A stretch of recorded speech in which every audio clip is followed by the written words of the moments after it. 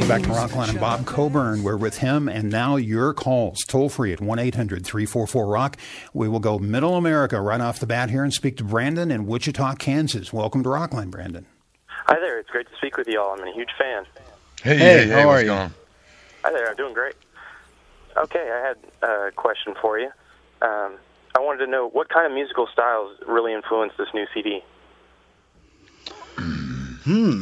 That's a tough one. Yeah, there's always like a big variety of things happening. Like many things you listen. And some of them are not so obvious.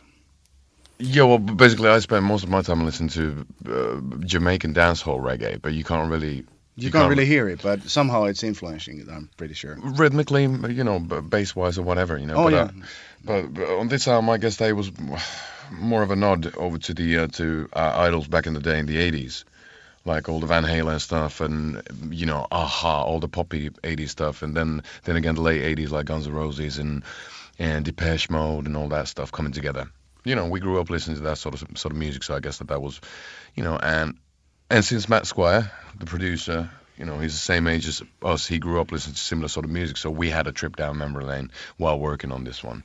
And so it is pretty retro occasionally.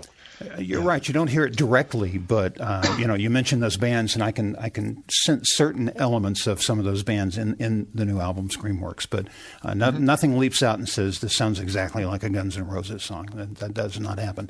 Brandon, good call. Thanks for starting us off tonight. We'll go to Tampa, Florida. Leah is waiting for her chance to speak with you. Hi, Leah. Hi. Hello. Just had one question for you guys. I was just wondering what your personal favorite song is off the new album.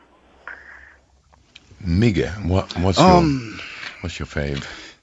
Tough call. But, recently I've been growing very fond of Catherine Wheel. It has somehow, somehow entered my consciousness in a new level. I didn't understand, a couple of things that happened in the studio. Back then I'm a bit slow, You could almost say I'm a on border case retarded, so it takes time for me to absorb some ideas and choices that we make in the studio, and then I discovered them like say 3 weeks ago, and it really felt really good. That song feels really good for me. I don't know exactly why, but what about you, chap? Oh, you must make a really good husband. Yeah, Catherine Wheel, probably. Yeah, that's because that's one of the songs that was one of the first ones we started working on for the album, and it's one of those really simple, like playing around, campfire type of ditties. You just sit down and play it on an acoustic guitar, but then again, it's so hard to get the dynamics right and the flow of the song right, and to make it work so people want to, shake their bums in clubs to it and all that stuff. And I think that we succeeded in that really, really well. Having the melancholy vibe of what we've done in the past, and then but still having I call it uplifting melancholy. It's kind of wistful and a bit sad, but still, hopefully makes you smile and dance and all that. Wistful. That's a nice word choice there. I want to play the first track on the album. For me, this kind of set the stage for everything else to come. Mm-hmm. It's called In Venere Veritas, and there's information floating around on the internet, and of course, don't believe everything you see on the internet, but it's being translated to In Sex There Is Love. Is that anywhere near close?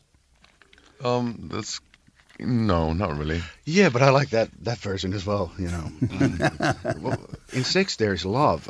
Well, veritas is truth. The classic saying is in vino veritas. In wine there is the truth, and I started thinking about in Venus, but then I was talking to some who was it? I can't remember. Some doctor of Latin phraseology, and we started figuring out what's the best word to use there.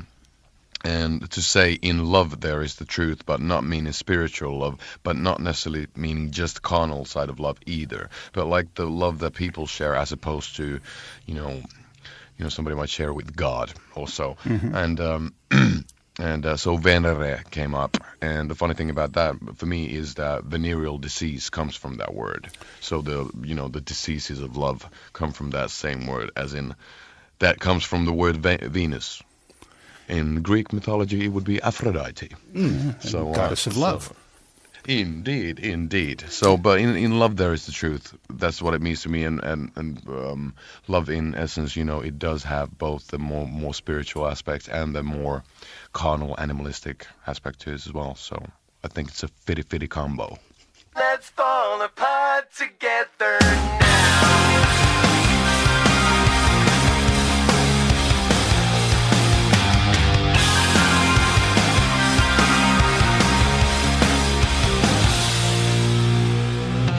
Zipping Cupid in a body bag, well, whoa, next to the mausoleum he was born in.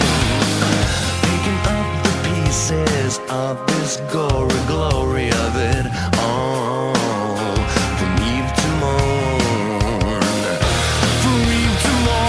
have no fear, there are wounds that are not meant to heal, and they sing in Venere Veritas,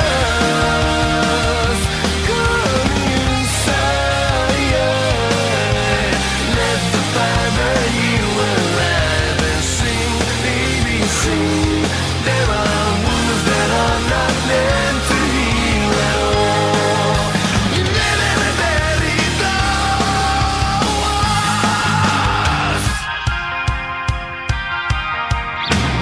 Let's fall apart together now.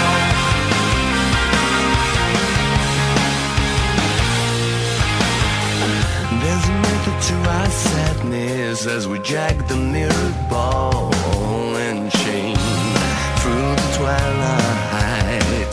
The game dressed up in shame. Have no fear, there are wounds that are not meant to heal, and they sing in Venere Veritas,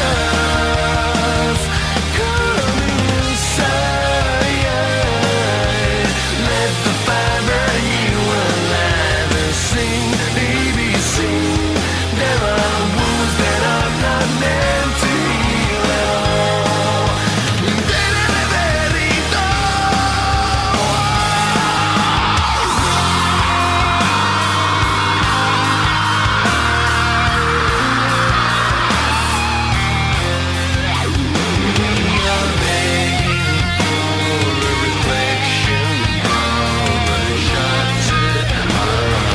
find and chase us over the edge. Have no fear, there are wounds that are not meant to heal, and they sing in Venere Veritas,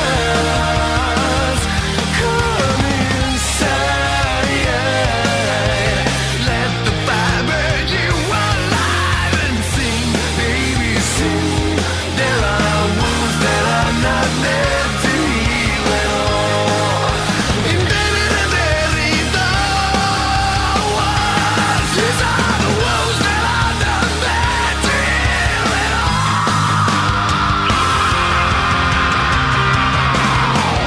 Let's fall apart together now. Let's fall apart together now. Let's Fall Apart Together Now, him from the brand new album Screamworks. I'm Bob Coburn, and we're with Ville and Miguel, and your calls at 1-800-344-ROCK. We head next to Lincoln, Nebraska to speak with Chris. Hi, Chris. Hi. Hello. Awesome album, guys. Love you Thank guys. you. Thanks. I was really wondering what, your album cover, what influenced it, and how it came about. Speak to that, please. The weird album cover. I had this sculpture of a nun, of a saint back home that has been sitting beside my bed for the past couple of years, and I just took a couple of pictures when we flew over to LA to start working on the album. And since I had